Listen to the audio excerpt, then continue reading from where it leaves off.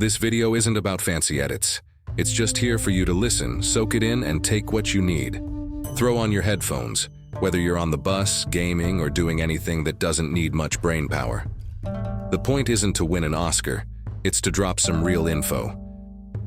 Victory begins in silence. Not in the clash of steel, not in the shout of triumph, but in the quiet moment before action when all possibilities exist and none have yet been chosen. I have stood alone on mountaintops watching the rising sun cast, first light on my sword, understanding that my greatest battle was never against an opponent, but against the chaos within. The untamed mind is the true enemy. Master this, and you have mastered everything. I have faced 1,000 swords and remained undefeated, not because my arm was stronger or my technique superior, but because I learned to cut through illusion before cutting through flesh. The warrior who sees clearly has already won. The warrior, confused by emotion, reputation, or fear, has already lost. There is no middle ground between these states. You either stand in truth or wallow in deception. When I was young, I believed strength came from intensity, from the furious determination to overcome. I was wrong. True strength emerges from stillness, from the capacity to remain unmoved while everything around you burns. The flame that burns too bright exhausts its fuel quickly. The steady flame endures. In battle as in life, endurance trumps intensity. The warrior who conserves energy prevails over the warrior who expends it needlessly. I have watched men train for decades, perfecting techniques that failed them in a single moment of doubt. I have seen untrained men prevail through sheer clarity of purpose. Technique without presence is empty ritual. Presence without technique is raw potential. Both have their uses, but neither alone is sufficient. The master integrates both, moving with technical precision while maintaining absolute presence. This is the way. There is no true separation between mind and body. The notion itself is an illusion. Your stance reflects your thoughts. Your breathing reveals your spirit. Your cuts manifest your intentions. When fear enters the mind, it shows in the grip. When doubt clouds your thoughts, it weakens your feet. The body cannot lie even when the mind attempts deception. This is why self-knowledge precedes mastery. Know yourself completely, especially those aspects you wish to ignore, and you remove the enemy's greatest advantage. I have studied the way for decades, yet I return always to the fundamental principles. Complexity is the refuge of the confused. Simplicity is the hallmark of understanding. Do not be seduced by elaborate techniques or philosophical intricacies. The deepest truths can be expressed in the simplest terms. The most effective actions are often the most direct. Cut away everything unnecessary until only the essential remains. Many seek the secret to victory. There is no secret. There is only the willingness to see things as they are, not as you wish them to be. Reality does not bend to your desires or fears. It simply is. Align yourself with what is real, and power flows naturally.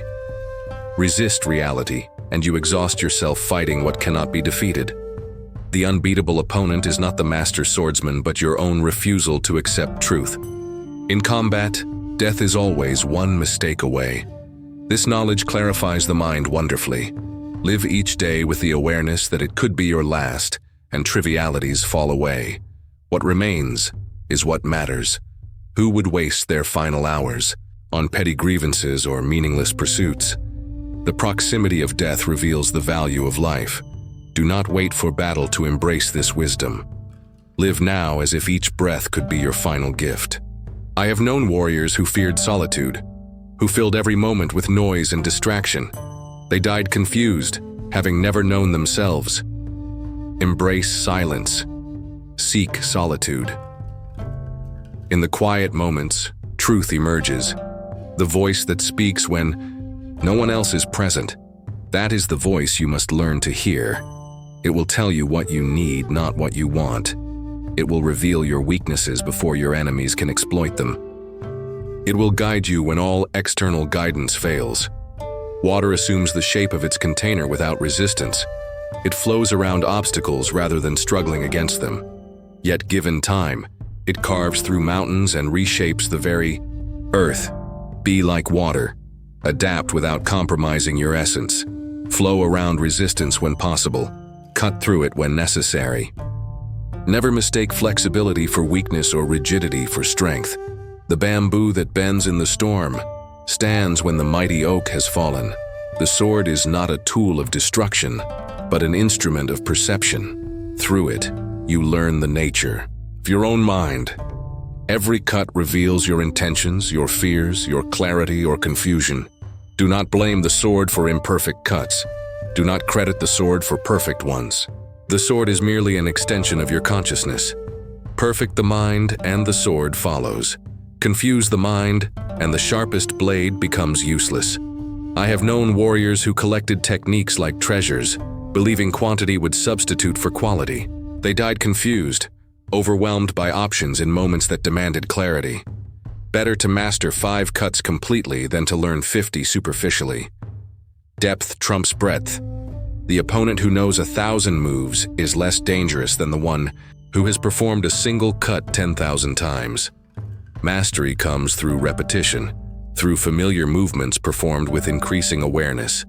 When facing an opponent, do not focus on their strengths or reputation. Focus on the space between you, on the rhythm of their breathing, on the tension in their shoulders.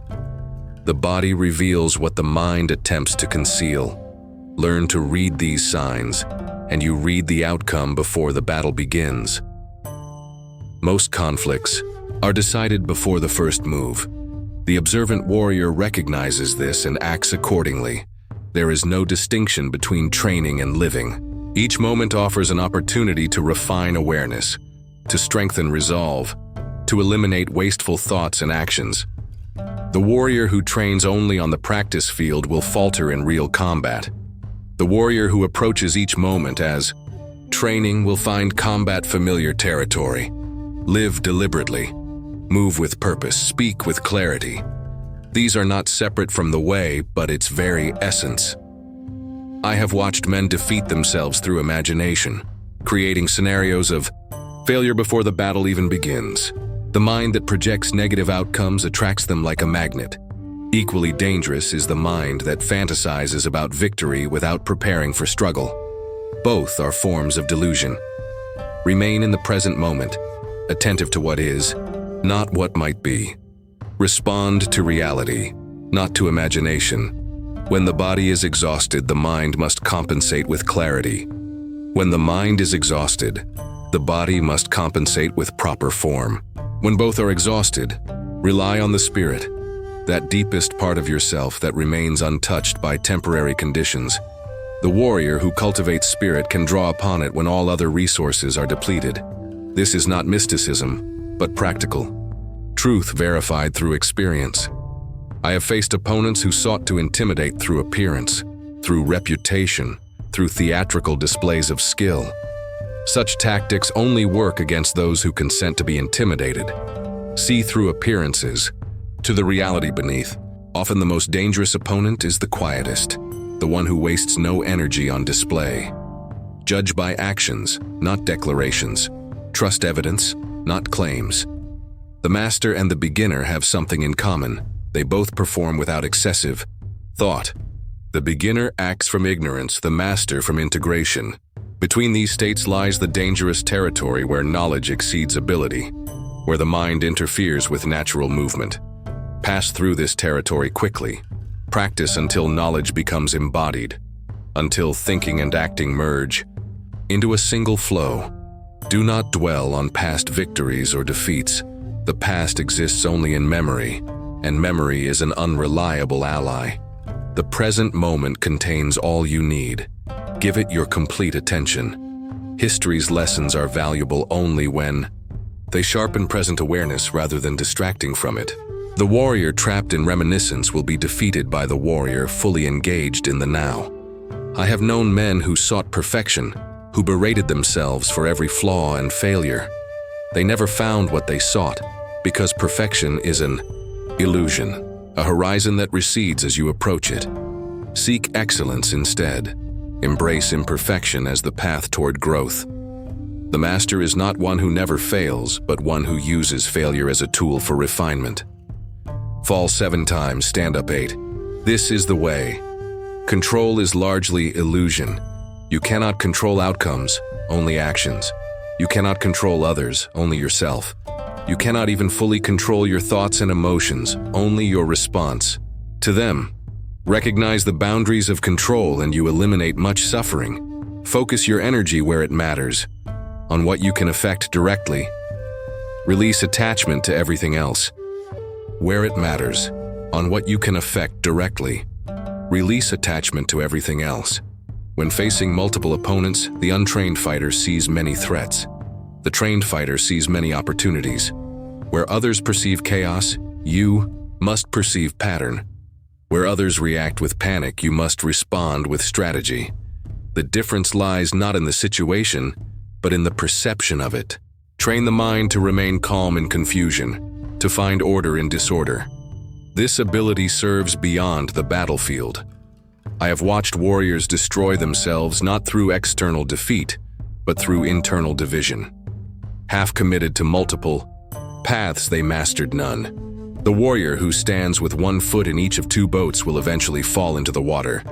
Choose your path deliberately, then commit to it completely. Better to follow one way to its conclusion than to sample many superficially. Depth comes through sustained attention.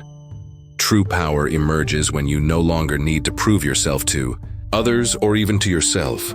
When victory and defeat are seen as equally instructive. When you fight not for glory or validation, but because fighting is the most direct expression of your nature. The need to win reveals fear. The willingness to lose reveals freedom. Paradoxically, this freedom often leads to victory precisely because it removes the tension that inhibits perfect action. Do not mistake ruthlessness for strength. The strongest warriors I have known could be gentle when gentleness was appropriate, fierce when fierceness was needed. They adapted their approach to circumstances rather than forcing circumstances to match their approach. Rigidity is not power, but brittleness disguised as power. True strength includes flexibility, adaptability, appropriateness. I have encountered practitioners who became so enamored with form that they forgot its purpose. Form exists to cultivate certain qualities of movement and attention. Once these qualities are embodied, form can be transcended. The finger pointing at the moon is not the moon. The map is not the territory. Do not mistake symbols for reality or methods for goals. Use forms, then release them when they have served their purpose. The warrior's path is ultimately one of subtraction, not addition. You do not become more by accumulating techniques or knowledge. You become more by removing obstacles to your natural power. Fear, doubt, attachment, ego. These are the true enemies.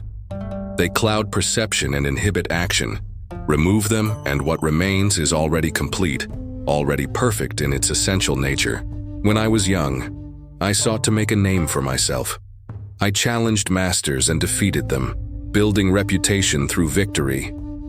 Now I understand that true mastery has nothing to do with external validation. The opinions of others, whether praise or criticism, are equally irrelevant to the pursuit of excellence. The master walks the path for its own sake, not for recognition. Fame is a burden that distracts from the way. I have watched many mistake intensity for clarity, aggression for power, stubbornness for resolve. These are understandable confusions, but dangerous ones. True clarity is calm, seeing without emotional distortion. True power conserves energy, applying it precisely when needed. True resolve bends without breaking, adapts without abandoning core principles. Cultivate these distinctions through practice and reflection. The rhythm of combat mirrors the rhythm of life. Periods of intense action balanced by periods of recovery.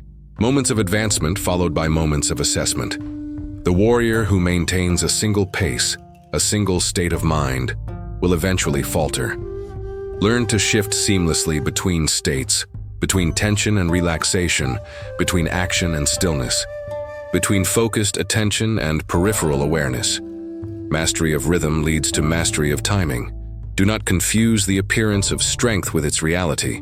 The oak appears stronger than the bamboo until the storm comes. The rigid warrior appears stronger than the flexible one until adaptation becomes necessary. True strength often looks different from its popular image. It may manifest as patience rather than aggression, as restraint rather than dominance, as the willingness to yield rather than the insistence on prevailing. I have known warriors obsessed with equipment, with the perfect sword, the perfect armor. They died believing better tools would have saved them. Tools matter, but not as much as skill, not as much as clarity, not as much as the capacity to work effectively with whatever is available. Master yourself first. The right tools enhance mastery but cannot create it. The wrong tools challenge mastery but cannot prevent it. The mind inclined toward conflict creates enemies everywhere. Mind inclined toward harmony finds allies in unexpected places. Your perception shapes your reality. See threats, and threats multiply. See opportunities for cooperation, and these too multiply. This does not mean ignoring genuine danger. It means not manufacturing danger through distorted perception. The warrior remains vigilant without becoming paranoid. There is a difference between fighting and combat. Fighting stems from emotional reactivity, from the need to prove something or protect something. Combat is strategic engagement undertaken with clear purpose when no better alternative exists. The master avoids unnecessary fights, but commits totally to necessary combat. Know the difference. Many exhaust themselves in fights that could have been avoided through wisdom. I have observed practitioners who became so fixated on technique that they lost sight of effectiveness. They performed beautiful movements that failed in practical application. Always remember the purpose of your training. Aesthetic beauty in movement is valuable only when it serves function. The most beautiful technique is the one that works reliably under pressure. Form follows function, not the reverse. The warrior's greatest weapon is not the sword, but attention. Properly directed attention cuts through confusion, reveals opportunity, guides action. Scattered attention leads to defeat regardless of physical strength or technical skill. Train attention as diligently as you train the body. Learn to direct it precisely, to maintain it under pressure, to expand and contract it as circumstances require. Do not mistake aggression for effectiveness. The most decisive actions often come from a state of calm clarity rather than emotional intensity. Aggression clouds judgment, wastes energy, telegraphs intentions. The master acts without hatred, without the need to dominate, without emotional investment in outcomes. This detachment paradoxically leads to more effective action than passionate engagement. I have known warriors who feared death so deeply that they never truly lived, and I have known warriors so careless with life that they died for nothing. Neither extreme represents the way. Acknowledge death as reality without becoming obsessed with it. Value life without clinging desperately to it. Find the middle path where awareness of mortality enhances rather than diminishes your experience of living. The ultimate battle is not against any external opponent but against your own limitations, physical, mental, spiritual.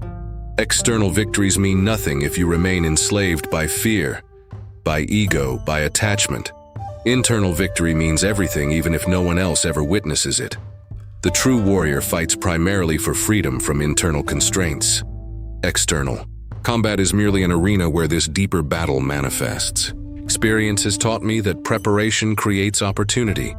The unprepared warrior depends on luck. The prepared warrior creates conditions favorable to success. Preparation means not just physical training but mental rehearsal, strategic thinking, environmental awareness. It means considering what might go wrong and having contingencies ready. It means entering every situation with clear intentions and flexible methods. I have observed practitioners who separated fighting from living, who were warriors in the training hall, but cowards in daily life. This divided existence cannot produce mastery. The way must permeate everything, or it permeates nothing. Apply warrior principles to all challenges, to conversation, to relationships, to ordinary tasks. The distinction between combat and other activities exists only in the untrained mind. The master knows when to advance and when to withdraw, when to commit fully, and when to conserve energy. Timing cannot be taught directly. It must be learned through experience, through thousands of interactions where you sense the flow of energy and make decisions within it. Develop this sensitivity through practice, through paying attention to rhythms, in nature, in others, in yourself. The master of timing seems to predict the future. In reality, they simply read the present more accurately than others. Do not mistake confidence for competence. I have seen overconfident warriors die at the hands of humble masters. True confidence emerges naturally from demonstrated ability, from honest self-assessment, from the knowledge that you have faced your weaknesses and overcome them. False confidence collapses under pressure. Cultivate the real thing through diligent practice and ruthless self-honesty. The path has no end. There is no final destination, no point at which you can declare yourself finished. The master remains a student until death. Each achievement reveals new horizons, new challenges, new depths of understanding. Those who believe they have completed their training have merely stopped growing. Embrace the endless nature of mastery. Find joy in the journey rather than fixating on imagined destinations. In the end, all techniques dissolve into spontaneous response. All knowledge merges into intuitive action. All training culminates in natural movement. The mind returns to the clarity it possessed before confusion arose. The body returns to the freedom it knew before tension accumulated. The spirit returns to its original nature, unbound by fear or desire. This is the highest attainment, not to acquire something new, but to recover what was always present beneath the accretions of habit and conditioning. The mind must be as sharp as the blade, yet as flexible as its steel. Rigid thinking shatters under pressure. Dull thinking fails to penetrate truth. Cultivate both sharpness and adaptability. Question everything, especially your own assumptions. Hold beliefs provisionally, ready to refine or discard them when evidence demands.